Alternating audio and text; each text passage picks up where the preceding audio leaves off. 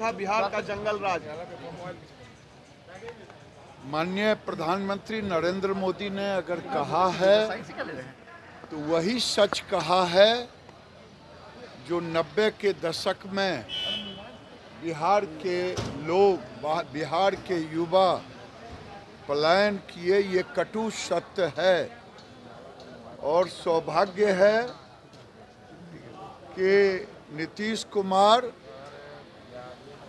आ गए बीजेपी के साथ, नहीं तो आने वाले दिन में तेजस्वी जी होते, मुख्यमंत्री नीतीश कुमार को धकिया करके हटाते और फिर सुपर जंगल राज यहाँ होता। उन्होंने कहा कि आरजेडी के लिए सिर्फ परिवार ही उन्होंने कि मेरा साथ में परिवार ही उनके लिए सब कुछ है, उनके लिए तो देश है मोदी जी के लिए। ये दुनिया जानता है कि मैं डंके की चोट पे कहता हूं कि लालू यादव जी का परिवार सीमित है।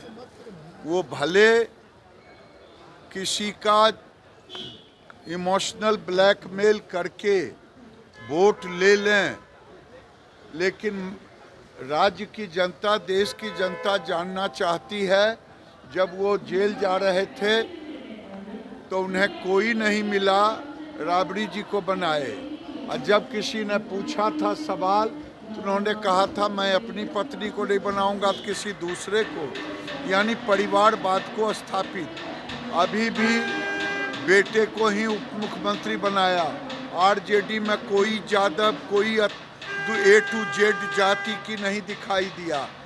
राज्यसभा का टिकट दिया तो अपने ही संबंधी को हरियाणा से ला करके, राज्यसभा भी दिया अपने ही परिवार के लोगों को। और अभी विधान परिषद में और विधान सभा में बेटा और पत्नी को ही लालू यादव जी ने नेता बनाया। इससे बड़ा और परिवारवाद का नमूना क्या हो सकता है। जहाँ जहाँ परिवारवाद है वही लोग आज मोदी जी का विरोध कर रहे हैं।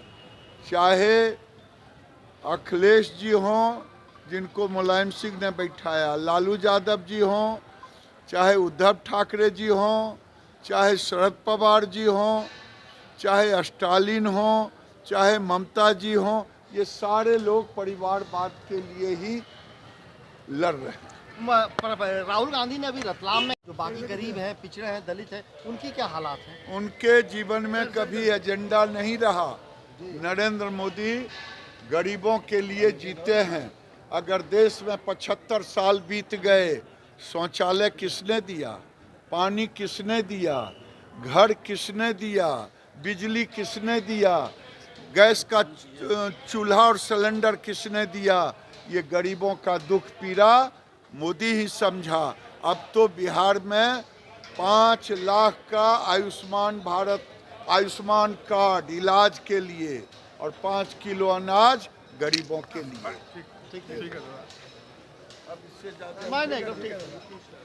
ठीक है, हो गया ना? आप और कुछ बोलवाना था?